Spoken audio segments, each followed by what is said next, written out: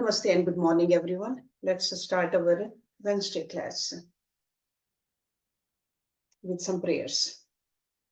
Om Guru Brahma, Guru Vishnu, Guru Devo Maheshwara, Guru Sakshat Parbrahma, Tasmai Shri Guruve Namaha. Om Bhutbhuvasvaha, Tatsavitra Varenyam, Bhargo Devasya Dhimahi, Dhiyo Yo Nah Prachodayat. Asto Ma Sadgamya, Tamso Ma Jyotirgamya, Mrityurma Amritam Gamya. Om Sena Vaktu, Sena Bhunaktu, Saviryam Karvavai, Tejasvi Navaditamastu, Ma Vidvishavai.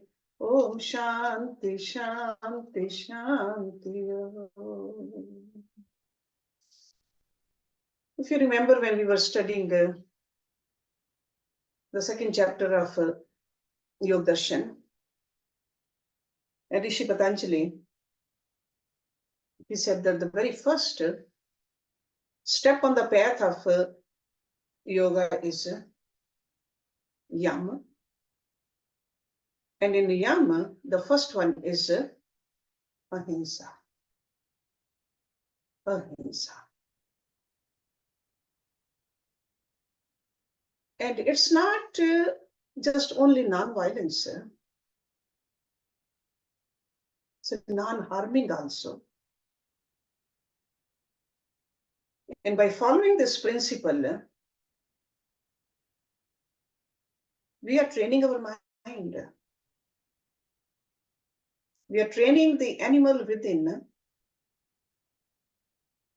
which needs to be transformed into a human and ultimately into divine. This is reached by the practice of Ahimsa. That's why the Vedic rishis, they said Ahimsa paramo dharma.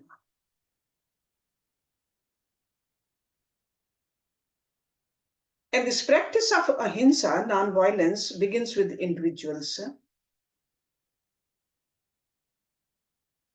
Because similar attracts similar, it spreads.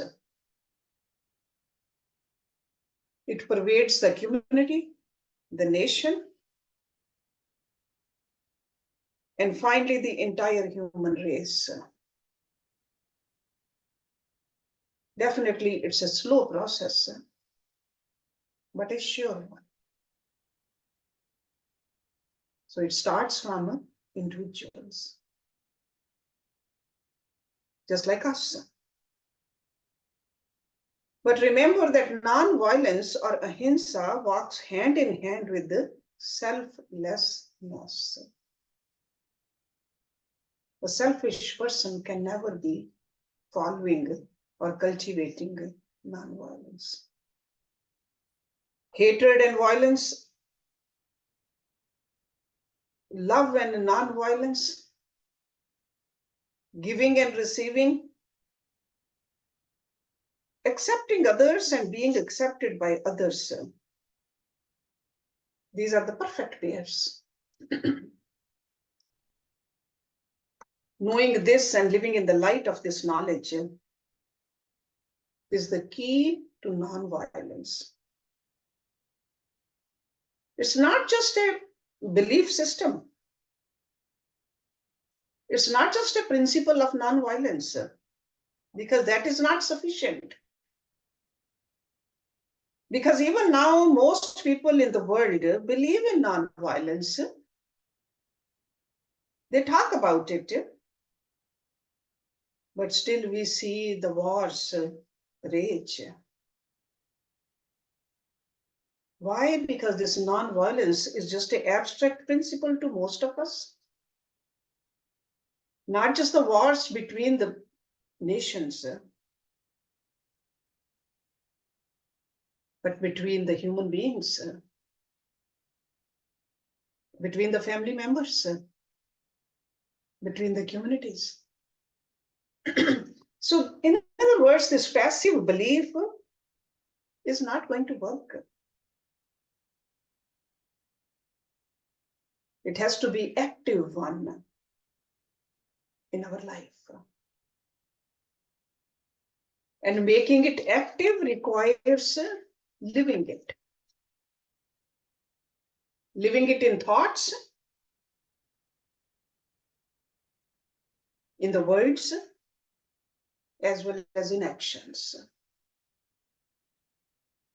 Manasaha, vachaha, karmana. If practiced sincerely, all the principles of non-violence, we will see the transformation in ourselves. We will definitely gain a better understanding of ourselves,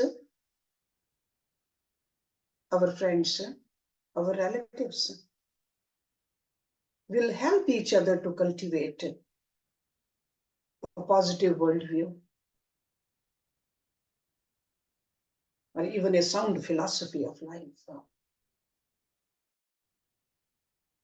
The sages of the past, they have promised that when you become peaceful and happy, love and compassion will radiate from you. People will bask in your light and warmth, and they will wonder why you are so pleasant, why you are so loving. They would also like to know your secret, because ultimately we all want to be peaceful. But the secret is so simple. Don't hurt yourself and don't hurt others.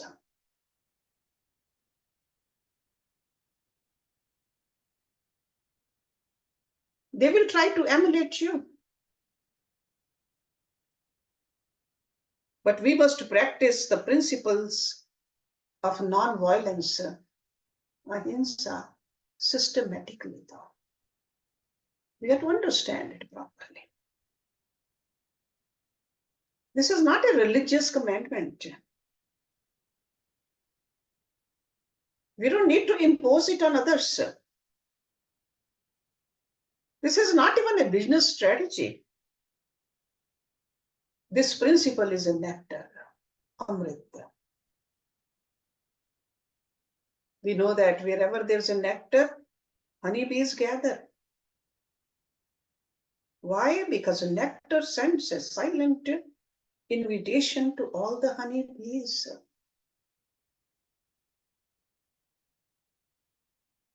So how to cultivate this non-violence? Some of the principles I want to share with you today. Number one, nurture your conscious.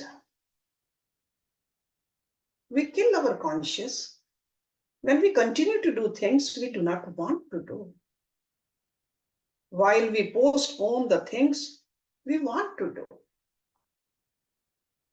So working against the conscious creates an internal battle.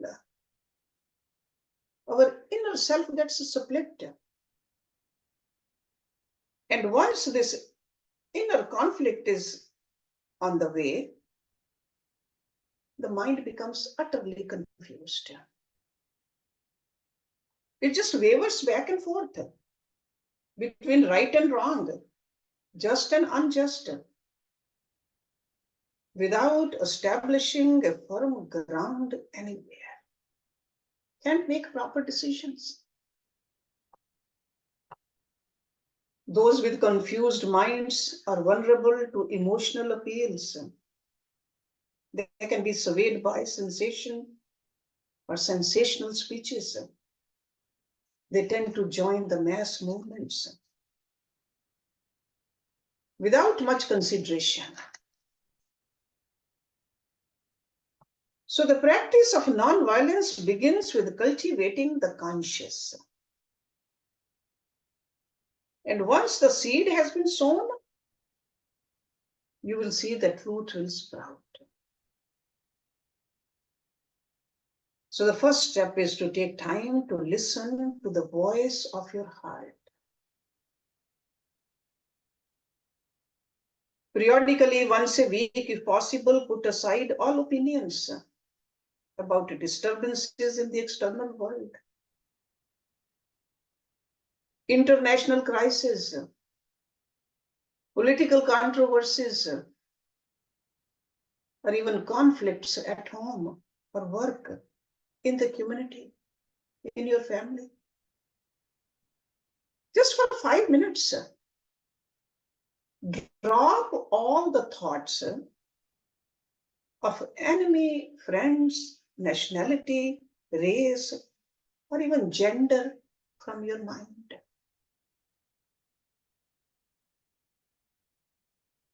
Listen to the voice of your heart. As they say, the voice of your Antaratma, which has equal love and concern for everyone.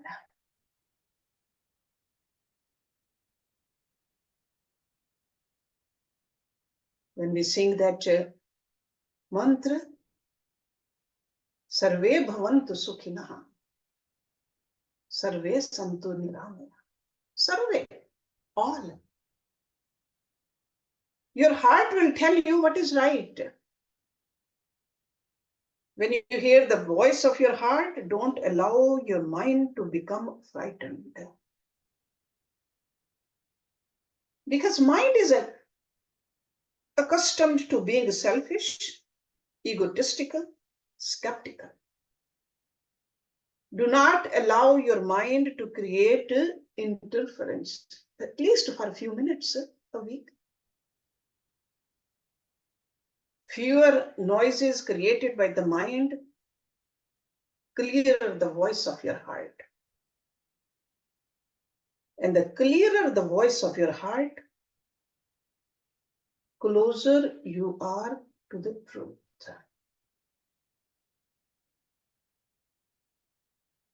Fears will go down. You will lose your selfish objectives.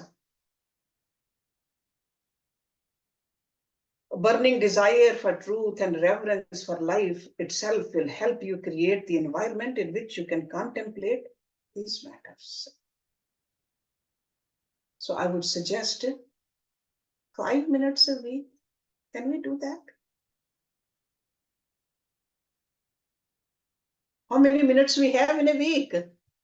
Out of all those minutes, 5 minutes, and you will see the effect of this practice. But to do it consciously. Take some time out, move away, physically also, mentally also.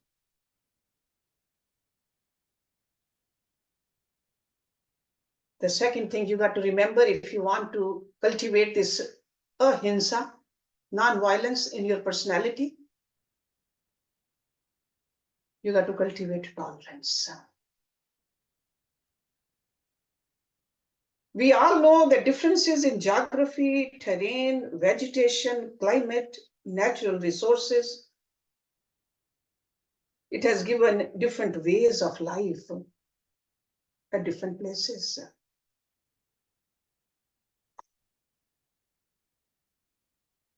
We know that at great extent, each culture's religion, philosophy, customs, superstitions, and other values are shaped by these factors. And viewed from this perspective, every way of life has its own reason for being and its own integrity. We make a mistake when we use our own cultural standards to judge the values of another culture. For example, we consider the cultures with fewer material objects to be poor. And we think those who are unfamiliar with our convoluted economic system and our complex society, we think they are ignorant.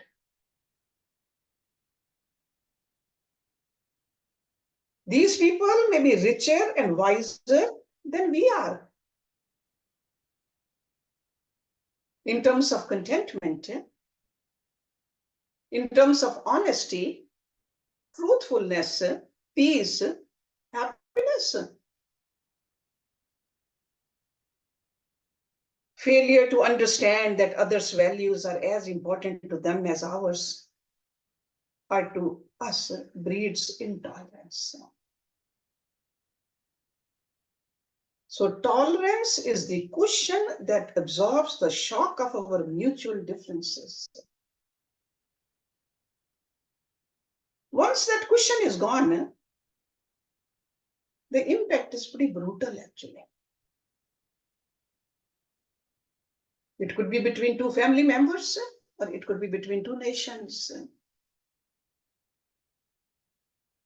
Tolerance is integral to non-violence. So in other words, you cannot follow the principle of ahimsa without tolerance. Look at the diversity in the world. Especially these days, it's very easy to see it.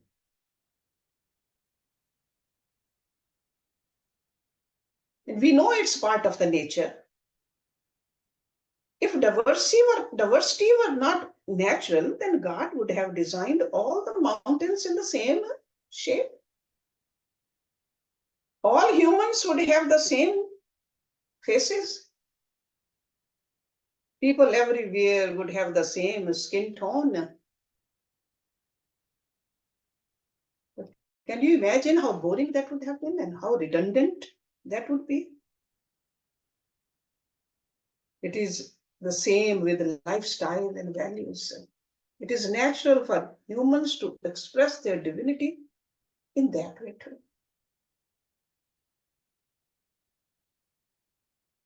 We should not condemn others the way they think or what they think. It doesn't matter whether their thinking is profound or not. But let me learn to respect them and their beliefs exactly the way I want others to respect me and mine. That is called tolerance. Another principle you can follow is be non-judgmental. This is also an expansion of the principle of tolerance actually. The concepts of virtue and vice, merits and demerits that we nourish in our minds clouds our vision. We forget that most values are conventional, subject to time and place. Because that which seems virtuous today might not be seen virtuous tomorrow. The same way we make such statements as these people or women or men or certain nationality. We just make statements like that, and that's how we create prejudices in our minds and why we jump to conclusion about others on the basis of partial or erroneous information. These are like a sweeping generalizations. They are absurd at best. And they are dehumanizing at worst. Remember, not all people in the Himalayas are sages, and not all prison guards are brutal. Many prejudices are subtle, but they manifest in our thought, speech, and actions. Often we fail to notice them at all. And if we do, we may not consider them to be significant. But when the time comes to interact with those groups, or when we make decisions, regarding them, the subtle traces of our prejudices surface. And these prejudices, they prevent us from seeing these others in their full complexity and humanness. So remember, the violence or hinsa has its roots in prejudice. Or even the habit of creating labels. Very easily we label people. And that is because of prejudice. So we should think about it.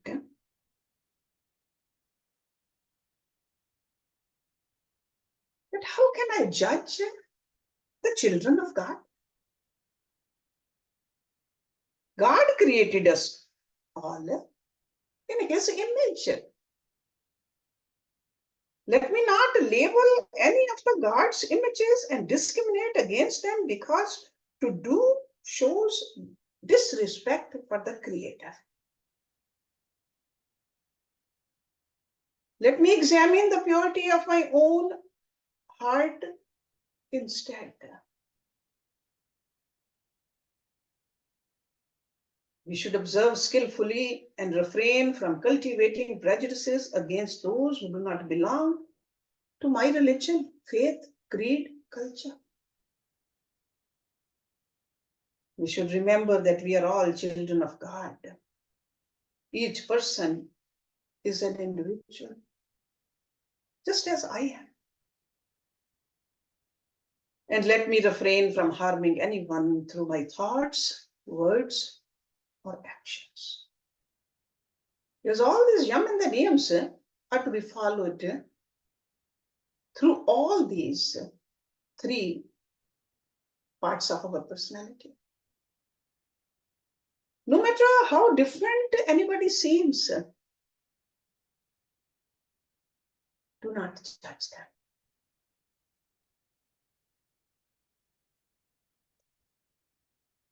Sometimes our mind goes back into the history. We just only look at the part of the situation, what happened, but we don't remember the lesson which we are supposed to learn. So in order to cultivate ahimsa, we got to remember the lessons, events teach us. Because human race is divided into many groups, each with a sense of its own history. And history, like every other area of life, is subject to interpretation and manipulation. The same story can be told many different ways. So as a result of remembering and studying these various histories, what has happened? The Hindus, the Jews, the Muslims, the Christians, they have nourished ill will towards each other. We keep on recounting events of the past and try to punish the descendants of those who believe oppressed our ancestors. And this is a folly. We must learn to forget the events, but we should definitely remember the lessons those events have taught us. Let the historians pursue their research. But for our own good, our own individual good, we should close the sad, vengeful chapters of the past to prevent them from poisoning the present. This is the only way to free ourselves from the anguish, the vengeance, which has been passed down from generations to generation. So instead of pondering over the prejudices of the past, whether they are real or imagined, we got to think it in this way, that we are all members of the same species. We live on the same planet, consume the same food, water, breathe the same air, walk in the light of the same sun. We fight over the same things because we all are human and share the same hunger, thirst, and fear. How sad it is that we remember only the wars and other disputes, and we forget the good things or the feelings we share. It's a tendency of human mind to keep a careful track of negative, destructive, violent, and we spare barely a moment for the good things. If we want to follow this principle of non-violence, we must reverse this tendency. Learn to retain only the good memories. We have to learn how to sweep the trash away.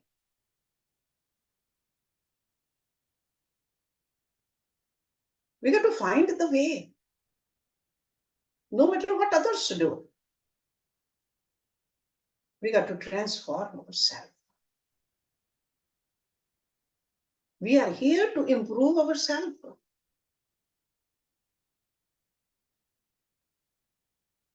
Another thing we got to do, cultivate love, compassion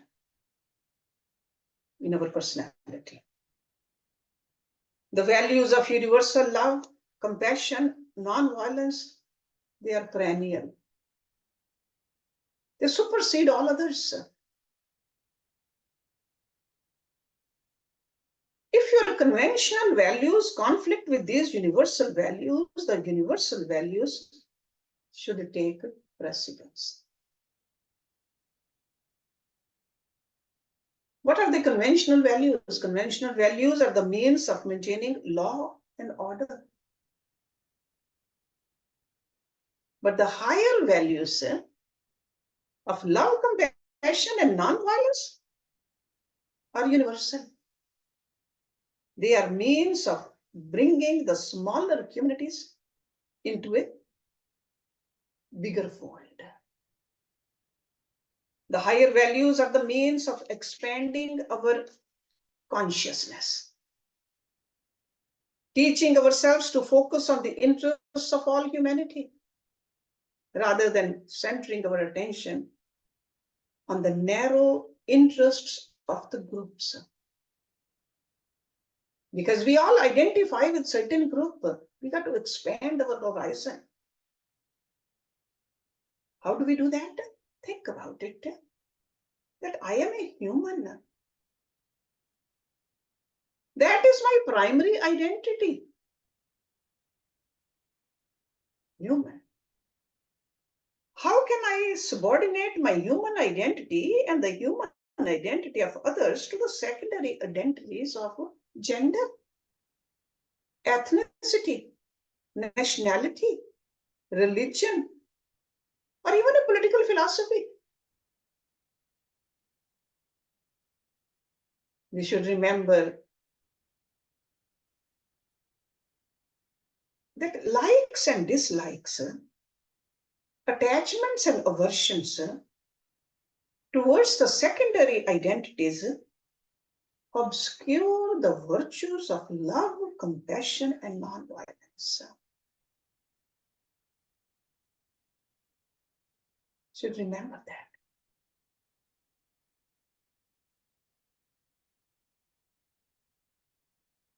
The similarities between me and every other human in the world far outstrip the superficial differences. Remember that. Because we often look at the differences. We don't look at the similarities. So if we contemplate on that, act like this, our nature will become non-violent. Another thing, remember that all entities are interdependent. All beings, including all humans, are interconnected at one level or another. It may seem that we live independently, but this independence is supported by a larger interdependence.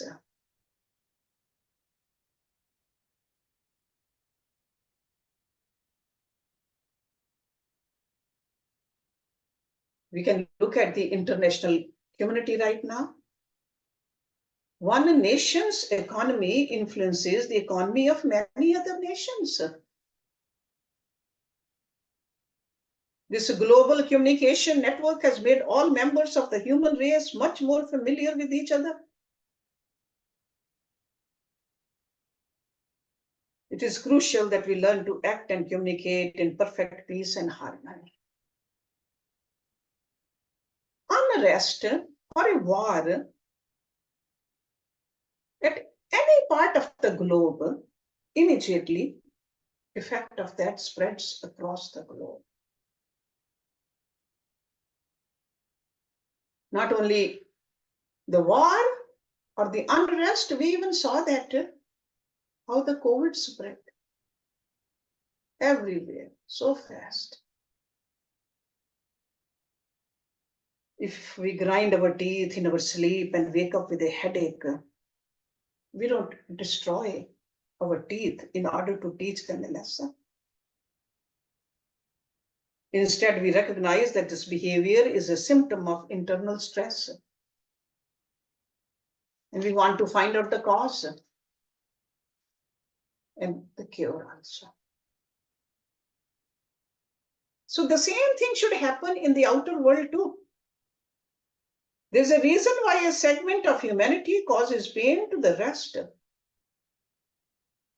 Instead of condemning the members of a group for being violent and either punishing or destroying them, it is better to find out and uproot the cause of the violence. All segments of human community must work together to promote the well-being of humanity.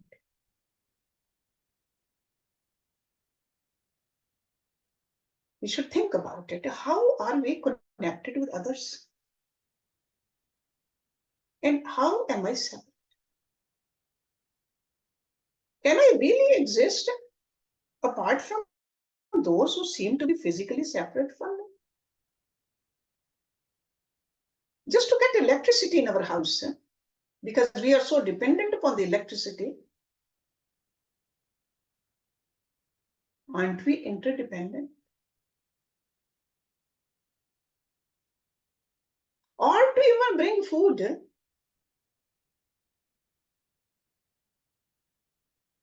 to put the clothes on, to have all this luxury, aren't we?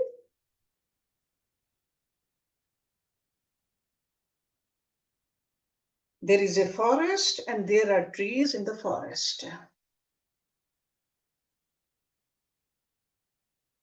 Are the trees completely different from the forest? Doesn't seem so. All the trees, the tall trees, the small trees, the shrubs, small to big, some are green, some are dry, some bear fruit, and those trees who are barren, they all make up the forest. If each tree and shrub is separated and removed, what will happen? There's no forest. It is the same with humans and humanity. And yet, how profound is our ignorance when we believe we can damage the trees without harming the forest.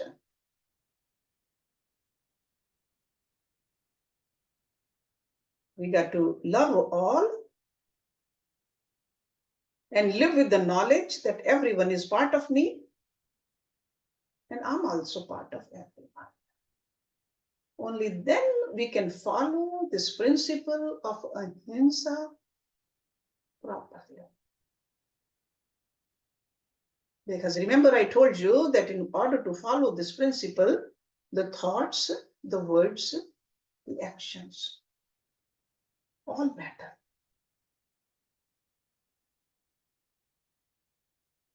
Another thing we should remember, that there's only one life force. Although we may be able to live separately at the physical level, one life force runs through us all. It sustains every aspect of existence, the world of minerals, as well as the kingdom of plants, animals, and us humans. Same life force. We all need food, air, water, light, and heat. And these elements, they don't have any preference actually. Whom they nourish and whom they do not. They simply serve as vehicles of life energy. And in doing so, they create a greater bond among us than we commonly realize. We just keep on creating the separateness. Us humans, those animals, those plants, or even in the humans also. This religion, this sect, this nation, we keep on dividing. The air we inhale travels through every cell of our bodies, gathers not only toxins, but also the thoughts and feelings,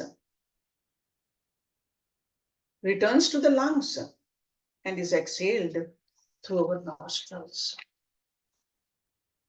All that we know at the deepest level of our being passes into the air outside of our bodies. When we exhale, that air is then inhaled and assimilated into the systems of others, where the same process begins again. Think about it. Those who have developed this higher sensibilities, they experience the thoughts and feelings of the others simply by coming in the contact with the air in the atmosphere around them. Because they are very sensitive. They have cultivated it. This is the nature of our existence. And this is the depth of our mutual sharing.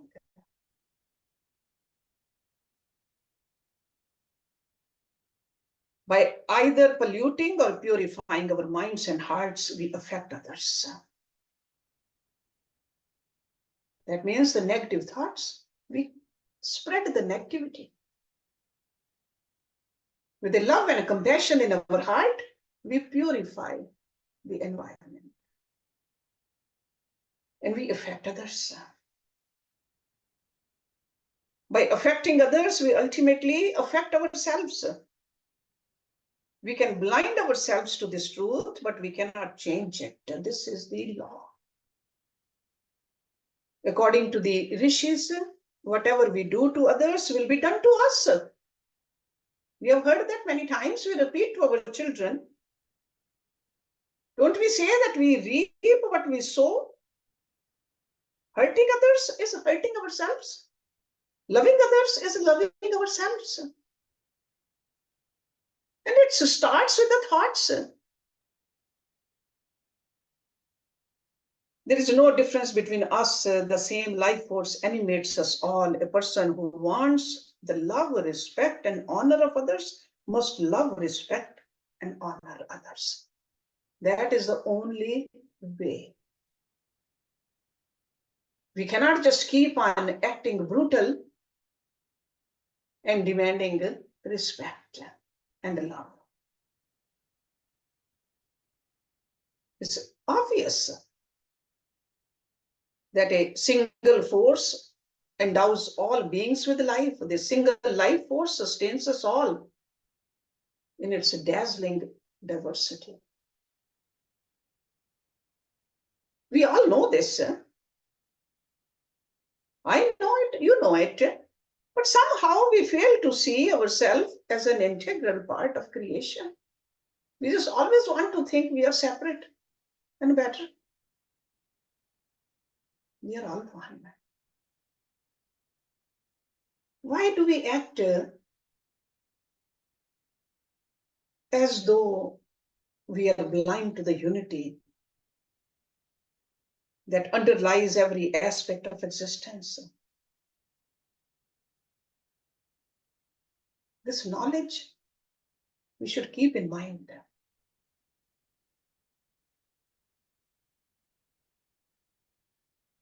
Under the surface, there is no difference between me and all other beings.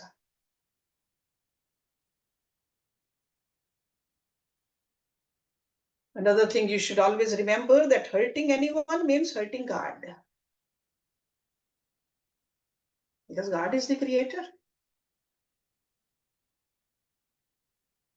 According to each of the world's great traditions, all individuals are children of God. From early childhood, we have heard the phrases, all men are brothers. Love thy neighbor as thyself. We are all God's children. We have heard that again and again, yet still we condemn and injure others. Just like parents, if they have more than one child, and the children fight, injure each other, how sad the parent will be. So must God. Remember that. God must be saddened when we hurt one another. Remembering that hurting anyone on God's children is hurting God. If we remember this, we will treat each other with kindness and love.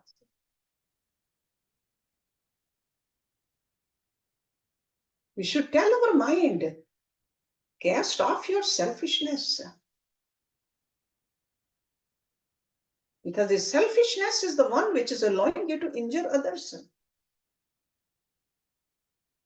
If you claim to love God, then you must not disappoint him. Because anybody we love, we don't want to disappoint them. We never want to hurt our lover. He loves and adores not only me, but every woman, man, child on the face of the earth. He created us all. By showing love to all his children, I show my love to him. God doesn't need our money, our flowers, our gifts, or even the praises. But if we can follow this, God is pleased with us.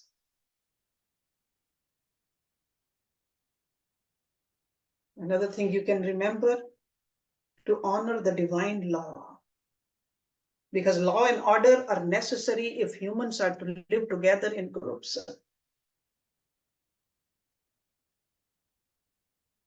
Rules governing behavior vary from culture to culture and even among groups within one culture. So when making rules and setting standards for behaviors, we must be careful to define the boundaries of our group. At the same time, we got to respect the boundaries of other groups. In our scriptures, the ground for performing our duties is called karma kshetra.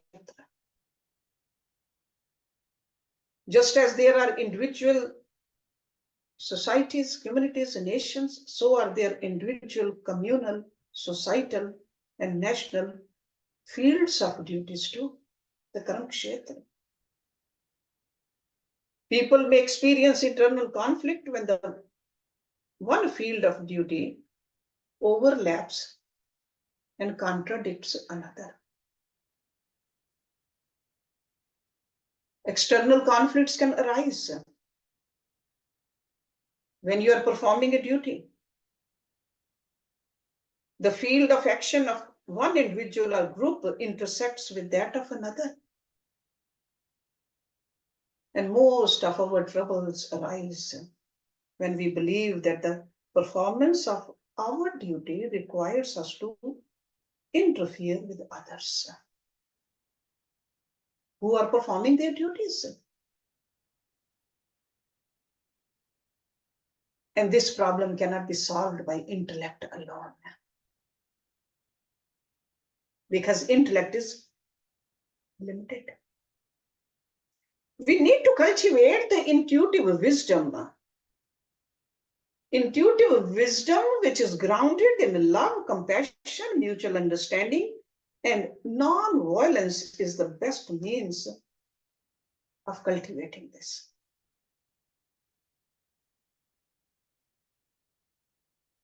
Intuitive wisdom.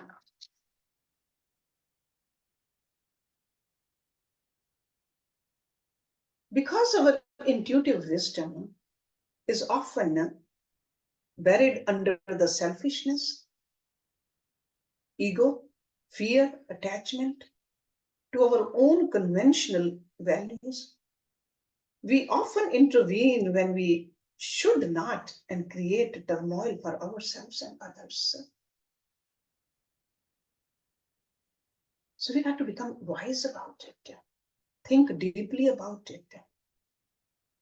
It's even difficult to contemplate this point because without a repeated practice in overcoming ego, selfishness, attachment, aversion, it is impossible to even see the problem actually.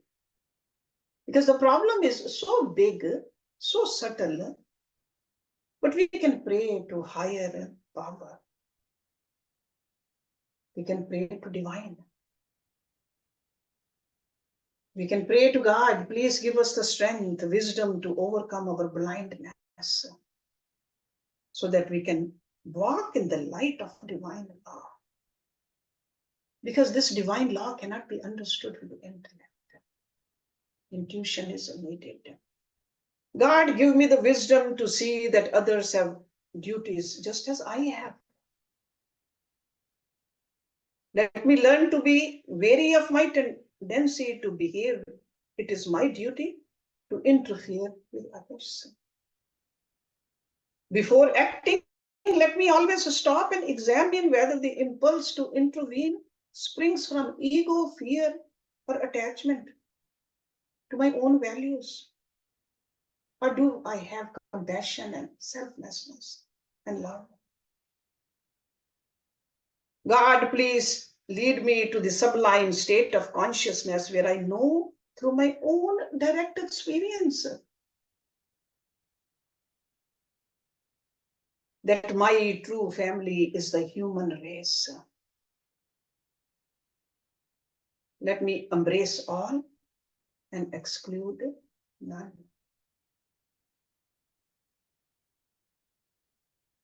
When we study Bhagavad Gita, the message which comes very clearly from there is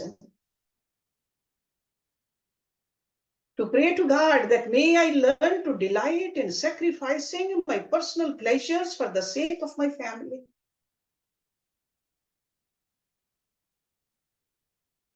May I learn to sacrifice my family interest for the welfare of the community. And may I find the wisdom to sacrifice my communal interests for the welfare of my society.